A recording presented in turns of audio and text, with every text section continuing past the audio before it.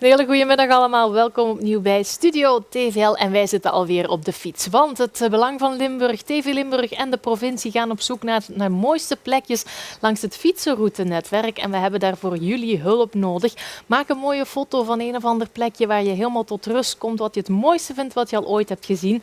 Post dat op de website van toerismelimburg.be/favoriete plekje. En wie weet win jij dan wel een waardebon van €500 voor een verblijf in onze provincie. En de man die dat ook heeft gedaan is Theo van den Broek uit Koersel, die ondertussen ook op de fiets zit. Goedemiddag Theo. Goedemiddag. Fiets je vaak? Jawel. Ja? Heel vaak. Regelmatig. En dan kom je ook langs mooie plekjes? Zeer mooie plekjes, ja. Zoals jouw foto. Je hebt een schilderij eigenlijk gemaakt van een mooi plekje. Schilderij, ja.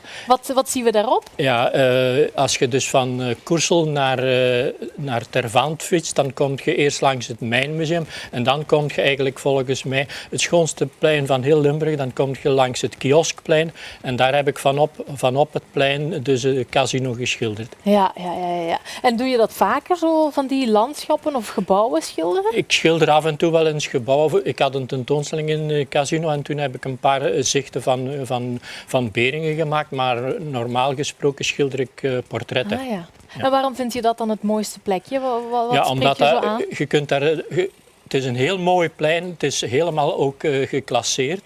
En als je daar langs fietst, dan heb je de neiging om daar te gaan rusten, omdat het zo'n rust uitstraalt, zo mooi is. Daar is weinig verkeer ook en het is er geweldig sfeervol. Alle huizen die daar rond zijn, die zijn geclasseerd. Je mocht daar dus niks veranderen. En dat is dus een van de mooiste pleintjes van Limburg. En mensen stoppen daar dus ook regelmatig? Ja, daar is een groot terras aan casino en daar kun je dus rustig zitten. Ja, en zie je dat dan ook, dat mensen daar echt de tijd nemen om even uit te blazen? Ja. En als je daar zit, dan zie je constant fietsers langskomen. Ja. En dan hebben die natuurlijk ook de neiging om daar te gaan zitten, omdat het voor te genieten van dat mooie pleintje. Ja. En in dat casino zelf gebeurt daar nog iets? Ja, daar zijn dus regelmatig tentoonstellingen. Ik heb daar dus in vorige maand tentoongesteld, ter gelegenheid van mijn 70 jaar is daar. Ja. Maar er zijn dus regelmatig tentoonstellingen